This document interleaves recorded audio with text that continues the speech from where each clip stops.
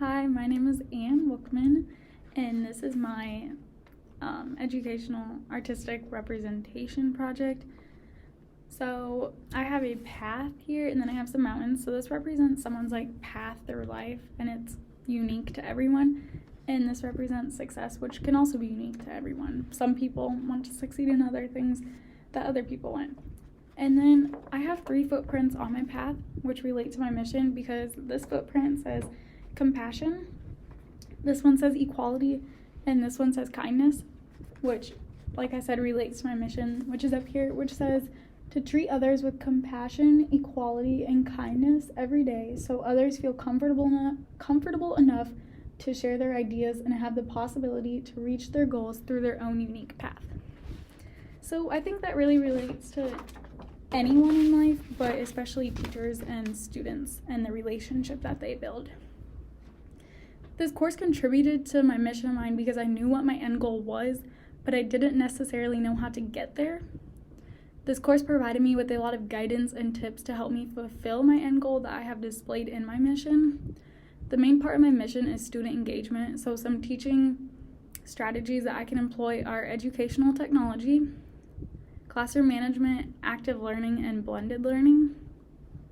Talking about all these strategies in class and how I can add them to my curriculum to engage students will help me make this mission a reality for both myself and my students. Some obstacles that might make it hard for me to teach according to my mission is the possibility that some students may not fully trust me as a teacher, or others it may take them a while to fully gain trust in me as a teacher, which is very important because if students don't trust me, then they're not going to want to engage in class.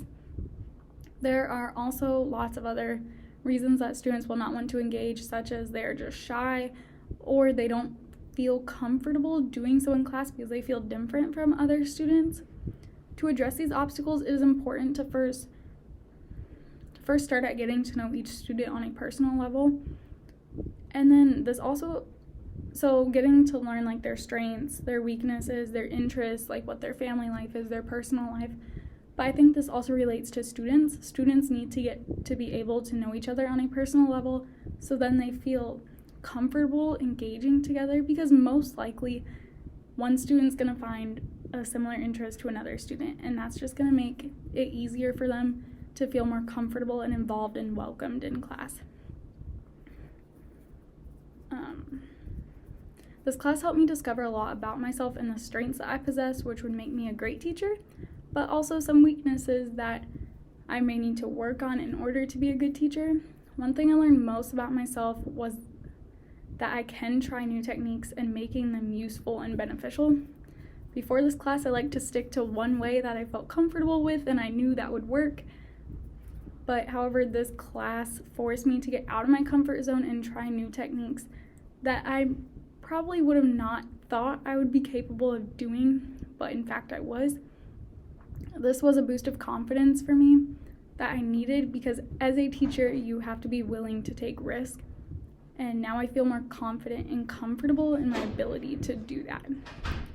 I want to remind my future self about teaching in a diverse society is to not take certain things that a student may do or say personally. There are sometimes lots of unknowns to teachers about a student's home life, so it is important to forgive and forget what a student may say or do. Every student comes from a different home life, culture, and lifestyle, which has a significant impact on how they behave or feel in school. Another thing I want to remind my future self of is to be open-minded and careful. There are numerous different students and cultures that it is important to look at all the diversity in a classroom and then plan that around your curriculum, because otherwise some students may not feel involved or they may not feel comfortable or welcomed into the classroom because of how the curriculum relates to their own life.